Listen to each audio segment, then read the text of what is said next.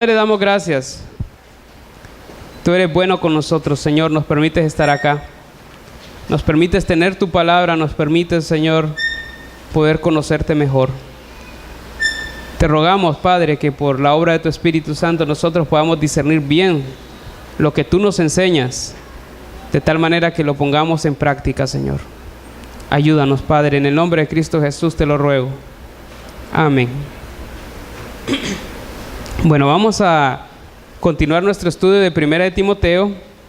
Hoy vamos a estudiar los versículos 17 al 25 del capítulo 5. Así que ubiquémonos en Primera de Timoteo capítulo 5 y vamos a ver lo que Dios nos enseña con respecto a las relaciones. En este caso vamos a tomar otro tipo de relaciones. En el versículo 1 del capítulo 5 hablaba de los ancianos, pero en aquel versículo era una referencia a las personas que están en una edad avanzada. En el versículo 17 dice: los ancianos que gobiernen bien sean tenidos por dignos de doble honor, mayormente los que trabajan en predicar y enseñar, pues la Escritura dice: no pondrás bozal al buey que trilla, y digno es el obrero de su salario. En este caso no estamos hablando del anciano en relación a su edad, sino que estamos hablando del anciano en relación a su ocupación dentro de la iglesia. No estamos hablando de un anciano en cuanto a su edad, sino una persona que tiene una responsabilidad en la iglesia, una persona que está trabajando directamente con la iglesia. No todas las personas que son ancianos en la iglesia, en el sentido de que llegan a tener el cargo de anciano, se dedican a trabajar exclusivamente en la iglesia. Pero hay algunos de los ancianos que dedican su vida a trabajar a tiempo completo con la iglesia. Es decir, son personas que dejan su actividad económica, que dejan su profesión y se dedican exclusivamente a servir al Señor.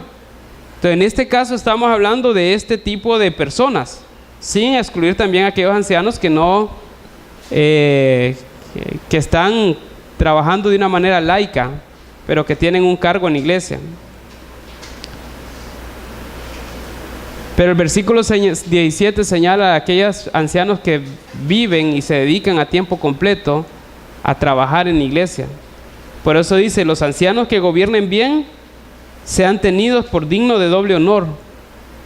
De repente alguna persona que anda una traducción de la Biblia diferente verá que dice: sean tenidos por digno de doble salario, porque la palabra honor es la misma palabra que nosotros utilizamos para señalar lo que son honorarios, o por decir así, para señalar lo que es el pago que una persona recibe por determinado servicio que presta. Entonces estamos hablando que Dios le está enseñando a la iglesia por medio de la instrucción que se le da a Timoteo. Timoteo, recuerdan, está en la iglesia de Éfeso, encomendado por el apóstol Pablo para que enseñara a la iglesia a comportarse de una manera digna del Señor, conforme a los lineamientos que venían de acuerdo a la palabra del Señor, porque posiblemente la iglesia se había apartado un poco de la enseñanza que le había dado el apóstol Pablo. Entonces Timoteo estaba ahí para corregir aquellas cosas que no se estaban desarrollando conforme a lo que Pablo les había enseñado.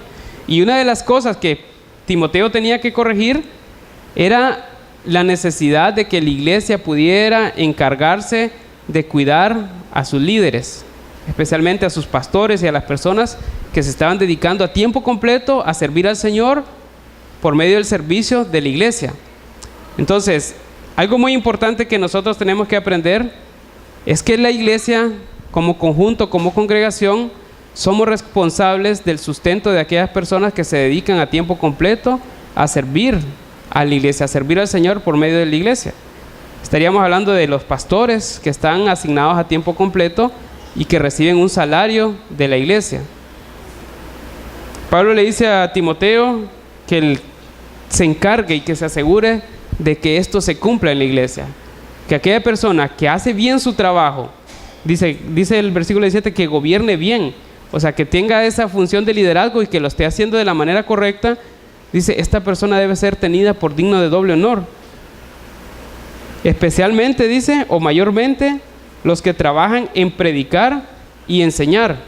Y miren, esto que les estoy diciendo yo no es algo que lo estoy diciendo pensando en tener alguna retribución especial para mí, sino que es en la enseñanza de la palabra del Señor. Aquella persona que se dedica a trabajar en la iglesia debe recibir su sustento de la iglesia. Dice el versículo 18, pues la escritura dice, no pondrás bozal al buey que trilla, y digno es el obrero de su salario. Algo con lo que yo he tenido que luchar y voy a tener que seguir luchando en nuestro contexto, en lo que es la sociedad hondureña, posiblemente latinoamericana y quizás en todo el mundo, es que la mayoría de las personas piensa que los pastores no trabajamos. La mayoría de las personas piensa que porque somos pastores no trabajamos.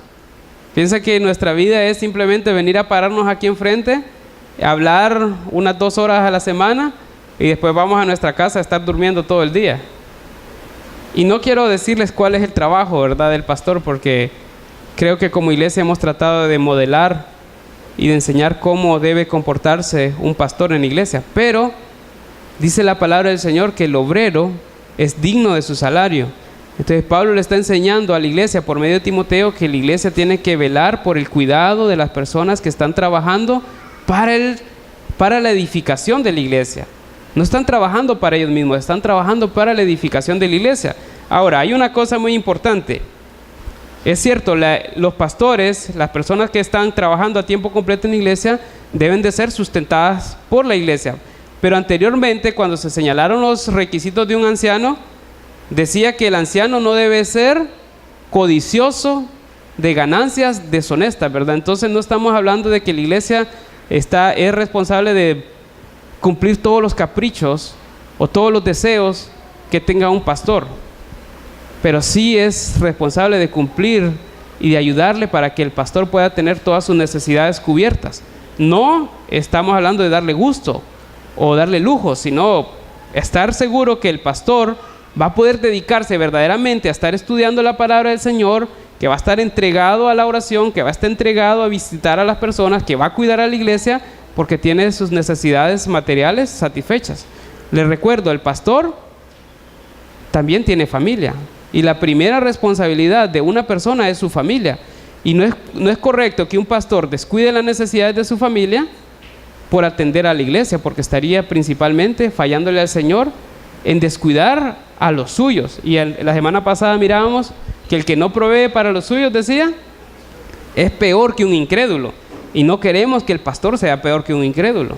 Eso es lo menos que debería tener la iglesia. Entonces el pastor debe velar por el cuidado de los suyos para dar un buen testimonio, para enseñarle a la congregación que cada hombre, cada líder, cada persona responsable de su hogar debe esforzarse para proveer a su hogar y que tengan lo necesario. Ahora vamos a ver otro pasaje solo para que vean que este no es una enseñanza que recibía Timoteo para que se aprovechara de su condición de líder de la iglesia. Vamos a ver en 1 Corintios capítulo 9, algunos versículos, solo los vamos a leer. 1 Corintios capítulo 9, versículos 3 en adelante. Aquí está el apóstol Pablo hablándole en este caso no a Timoteo, en Timoteo le habla a una persona, de lo cual nosotros aprendemos. Pero en Corintios le habla a toda la iglesia en general. Dice 1 Corintios capítulo 9, versículo 3. Contra los que me acusan, esta es mi defensa. Ok, ¿el apóstol Pablo tenía personas que le acusaban? Sí tenía personas que le acusaban. Y posiblemente le acusaban de que él se aprovechaba de los recursos de la iglesia. ¿Por qué? Vamos a ver cuál es la defensa que presenta él. Dice, versículo 4. ¿Acaso no tenemos derecho de comer y beber? ¿No tenemos derecho de traer con nosotros una hermana por mujer, como también los otros apóstoles y los hermanos del Señor y Cefas? ¿O solo yo y Bernabé no tenemos derecho de no trabajar? ¿Quién fue jamás soldado a sus propias expensas? ¿Quién planta viña y no come de su fruto? ¿O quién apacienta el rebaño y no toma de la leche del rebaño? ¿Digo esto solo como hombre? ¿No dice esto también la ley? Porque en la ley de Moisés está escrito, no pondrás bozal al buey que trilla. ¿Tiene Dios cuidado de los bueyes? ¿O lo dice enteramente por nosotros? Pues por nosotros se escribió, porque con esperanza debe arar el que ara, y el que trilla con esperanza de recibir del fruto. Si nosotros sembramos entre vosotros lo espiritual, ¿es gran cosa si segáremos de vosotros lo material? Si otros participan de este derecho sobre vosotros, ¿cuánto más nosotros? Pero no hemos usado de este derecho, sino que lo soportamos todo, por no poner ningún obstáculo al Evangelio de Cristo. ¿No sabéis que los que trabajan en las cosas sagradas comen del templo y los que sirven del altar participan? Así también ordenó el Señor a los que anuncian el Evangelio que vivan del Evangelio. Entonces, el hecho de que un pastor pueda tener un salario asignado de parte de la iglesia no es una cosa que es contraria a la palabra del Señor. Por el contrario, 1 Corintios 9:14 dice: así ordenó el Señor, los que predican el Evangelio, que vivan del Evangelio.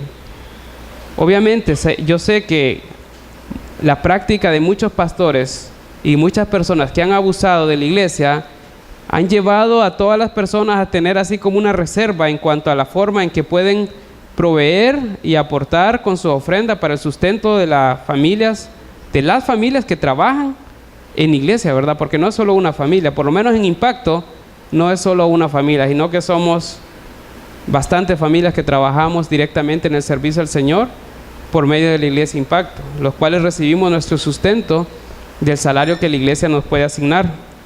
Entonces, punto muy importante, versículos 17 y 18, el obrero es digno de su salario. Ahora, el versículo 19, estamos en 1 Corintios 9, 1 Timoteo nuevamente, 5:19. Contra un anciano no admitas acusaciones, sino con 2 o 3 testigos. Entonces, aquí hay algo muy importante que la iglesia tiene que aprender, es el cuidado. Timoteo tenía que tener cuidado de acusaciones falsas. ¿Saben por qué? Porque en la iglesia es muy común que exista el chisme o la murmuración, y especialmente que se pase hablando de los líderes que la iglesia tiene. Eso ha sido una práctica desde tiempos antiguos, y la iglesia moderna, pues lastimosamente muchas veces caemos en este tipo de práctica también, y en algunas ocasiones vienen acusaciones directas sobre algunas personas que están en el servicio del Señor, en alguna posición de liderazgo. Entonces Pablo le dice a Timoteo, no admita acusación contra un anciano, contra un líder de la iglesia, cuando viene de una sola persona. Si es una sola persona la que está hablando, más bien hay que tener cuidado, porque posiblemente puede ser una acusación falsa o una estrategia de Satanás para desestabilizar la iglesia y tumbarla, ¿verdad? Si Satanás tumba el liderazgo de la iglesia, va a afectar mucho a la iglesia. Entonces Pablo le dice a Timoteo, contra un anciano no admitas acusación, a no ser sino con 2 o 3 testigos, que era el procedimiento bíblico. Entonces, ¿qué quiere decir esto? Que Timoteo tenía que tener cuidado contra acusaciones falsas, pero no es que tenía que cerrar sus oídos cuando se señalaba a algún líder que estaba cometiendo una práctica incorrecta. Lo que él tenía que cerciorarse es que la acusación que se estaba haciendo de esta persona fuera comprobada por varias personas y no fuera solo una persona la que estuviera haciendo una acusación, porque podría ser un invento de la persona. Pero si ya son diferentes personas las que notan un comportamiento pecaminoso en alguno de los líderes, entonces Timoteo tenía que estar muy atento a esas situaciones, y nosotros como iglesia también tenemos que estar muy atentos. Si notamos que uno de los líderes de la iglesia tiene un comportamiento pecaminoso, es necesario que corrijamos, pero vamos a tener mucho cuidado a que sea solo una persona la que esté señalando esa situación. Vamos a tener mucha cautela, porque puede ser que haya nacido algún tipo de rivalidad, contienda, celos o algo en el corazón de la persona, y que por eso quiera acusar a uno de los líderes. Entonces, versículo 20 dice: a los que persisten en pecar, repréndelos delante de todos, para que los demás también teman. Entonces, cuando dice a los que persisten, o sea, eso quiere decir que Timoteo ya cumplió con el procedimiento bíblico, que cuando una persona está en pecado, primeramente se tiene que abordar a la persona en privado y señalarle su pecado, procurando que esta persona deje su pecado y vuelva a vivir en santidad. Aún los líderes de la iglesia pecamos y necesitamos la restauración. Entonces el procedimiento correcto es: primero vamos a abordar en privado a la persona. Si después de abordarla en privado persiste en el pecado, vamos a acercarnos varios hermanos a la vez y vamos a reprender a la persona que está practicando algún pecado. Y si aún así persiste en pecar, Pablo le dice a Timoteo, si alguien persiste en pecar, repréndelo delante de todos. O sea, es posible que si una persona quiere permanecer en su pecado, va a ser necesario que delante de toda la congregación podamos hacer un llamado de atención serio, procurando que esta persona deje su pecado. La meta no es humillar a la persona, la meta es que esta persona pueda verdaderamente apartarse de su pecado y vivir una vida digna del Señor. O sea, si la persona persiste en pecar, la iglesia tiene que llegar y los líderes de la iglesia tienen que llegar al punto donde se le haga un llamado público y que toda la iglesia sepa que esta persona no quiere dejar su pecado. Y si es uno de los ancianos de la iglesia, si es una persona que está en liderazgo, esta persona, si quiere persistir en su pecado, va a tener que ser retirada de su cargo, de su posición de liderazgo en la iglesia. Y en algunos casos es posible que vamos a tener que pedirle a una persona que no venga a la iglesia si quiere persistir en el pecado, porque el pecado puede contaminar a toda la iglesia. Y de repente puedan decir, wow, pero eso suena bien feo, porque suena como que es una iglesia que quiere excluir a las personas. Saben, en 1 Corintios 5 hay un caso de pecado que Pablo le dice a la iglesia, a tal persona échenlo de fuera de la congregación, sáquenlo, yo ya lo he juzgado y no quiero que esa persona esté en la iglesia, échenselo a Satanás. Tal vez si Satanás le da una buena sacudida a esta persona, aunque su cuerpo perezca, pero su alma puede ser salvada todavía. Y en esta misma carta de 1 de Timoteo también habla de dos personas a las que Pablo decía que había sido entregadas a Satanás. En capítulo 1, versículo 20 dice, de los cuales son Himeneo y Alejandro, a quienes entregué a Satanás para que aprendan a no blasfemar. Entonces la iglesia debe ser firme en contra del pecado, no debe tener maldad en sus acciones, pero debe ser firme cuando se trata de corregir el pecado. Ahora, versículo 21, vamos a seguir viendo este tema. Recuerden, la iglesia tiene que cuidar a los líderes, tanto en el aspecto material como en el aspecto espiritual también, y la reprensión es una muestra de cuidado, es una muestra de amor para que la persona se aleje de su pecado. Dice el versículo 21, te encarezco delante de Dios y del Señor Jesucristo y de sus ángeles escogidos, que guardes estas cosas sin perjuicio, no haciendo nada con parcialidad. Ahora, una cosa importante para Timoteo era que tenía que ser imparcial. O sea, si había un líder que era muy amigo de él, pero que estaba en pecado, tenía que aplicar la regla independientemente de que fuera muy amigo de él. Y tampoco, cuando una persona de repente no le cayera tan bien, no porque no le caiga tan bien, iba a tomar una actitud de señalarle su pecado y querer hostigarlo, sino que Pablo le dice, hay que ser imparcial. Aquí no es cuestión de amistad, no es cuestión de favoritismo, no es cuestión de que le caiga bien o no a una persona. Es cuestión de ser equitativo, ¿verdad? Si una persona, sea quien sea, peca, hay que reprender a la persona para que se aleje de su pecado.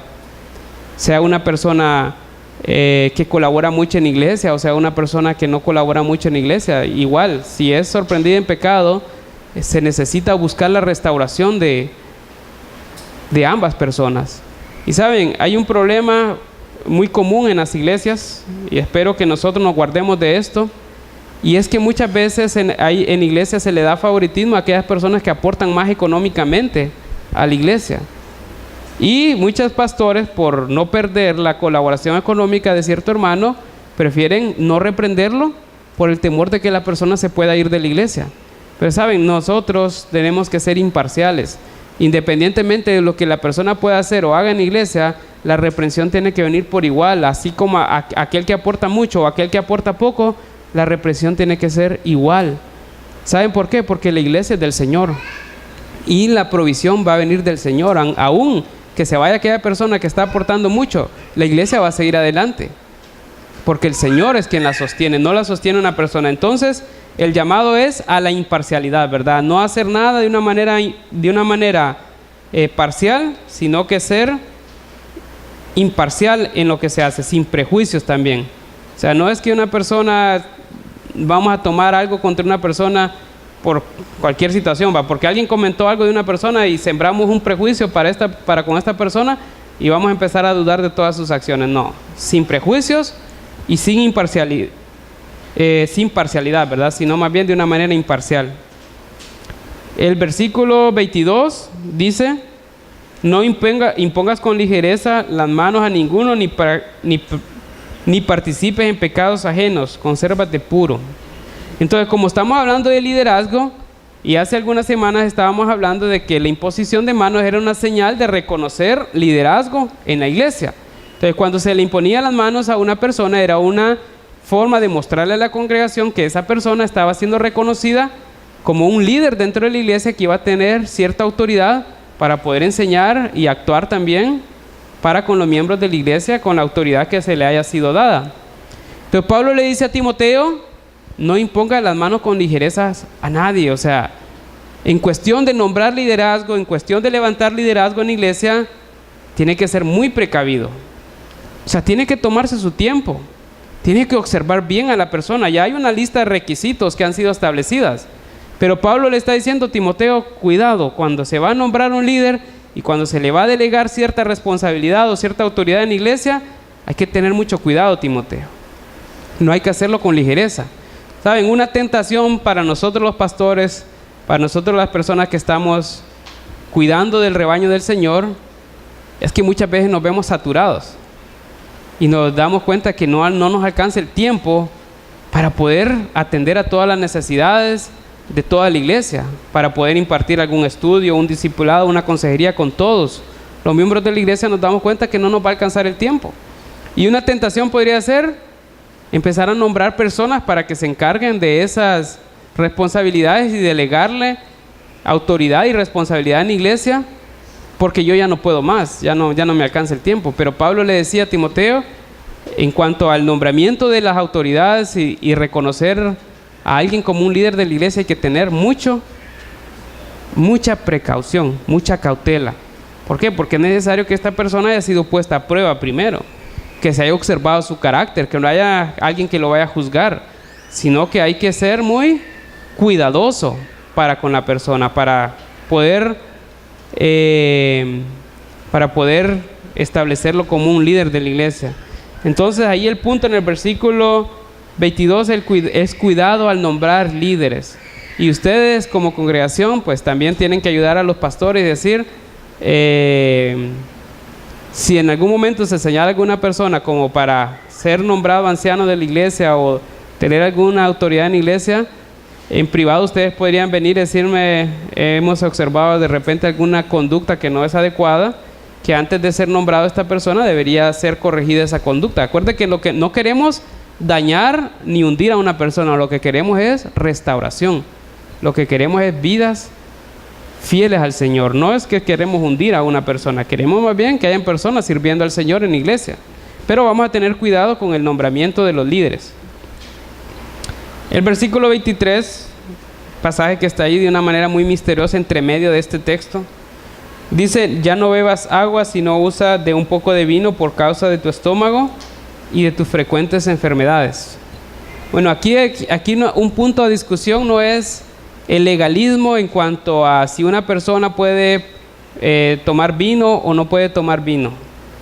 La Biblia censura totalmente la borrachera o la dependencia de cualquier sustancia. Eso es totalmente reprendido por la palabra del Señor. Que una persona sea dada al vino no es correcto. Pero tampoco hay un legalismo donde la Biblia diga nunca puede tomar o probar un poquito de vino. Pero hay que ser muy cauteloso en cuanto a cómo nosotros nos relacionamos con esta bebida. En el caso de Timoteo, la parte final del versículo 22 le dice: consérvate puro. Eso es muy importante para entender este versículo: consérvate puro. Entonces Timoteo era una persona que era intachable. Era tan intachable que buscaba que no se hablara de él en ningún aspecto, al punto que él no probaba el vino. Y el vino en aquel momento, no es crean que era que agarraba una copa de vino puro y se la tomaba, sino que el vino era una forma de una forma de purificar el agua, por decir así, porque no habían métodos de purificación del agua, y por medio del vino, por su concentración de alcohol, podría haber una forma de neutralizar algunas bacterias que provocaban algunas enfermedades. Estaba leyendo yo, hubo un descubrimiento antiguo de algunos años antes de Cristo. En una tumba en Egipto se descubrió un papiro, el papiro más grande de la antigüedad que se ha encontrado. Se le llaman los papiros de Eber. Ese es un compendio de medicina antigua. Ese papiro está hecho exclusivamente con detalles de cómo se atendían las enfermedades en aquel tiempo. Y en ese papiro se puede encontrar cómo usaban el vino como de una forma medicinal y cómo lo usaban para contrarrestar algunas enfermedades gastronómicas o algo así, gastrointestinales, eso. Entonces, para Timoteo el consejo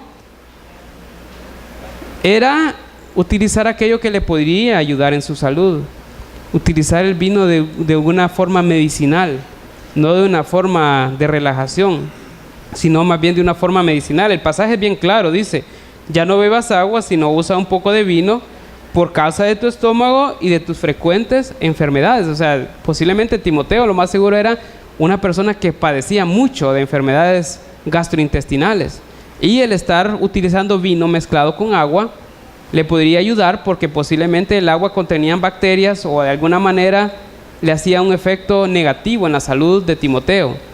Entonces, un consejo era poder usar vino mezclado con agua para procurar tener una salud en mejores condiciones. Recordemos, Timoteo tenía una responsabilidad muy grande en la iglesia, por tanto su salud tenía que ser cuidada también, porque si él estaba enfermo todo el tiempo, le iba a ser muy difícil cumplir con su tarea.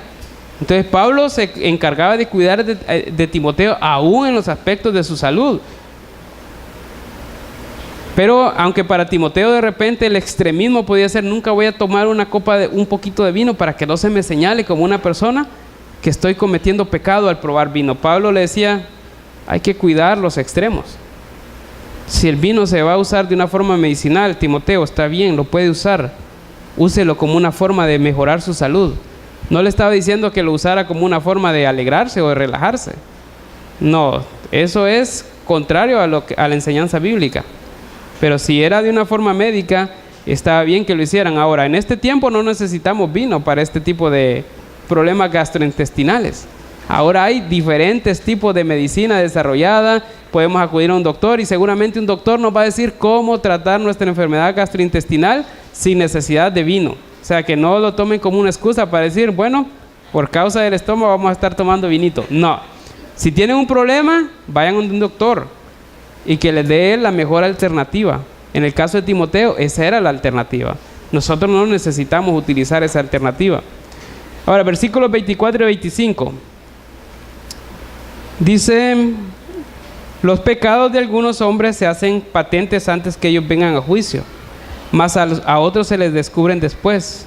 Asimismo se hacen manifiestas las buenas obras, y las que son de otra manera no pueden permanecer ocultas.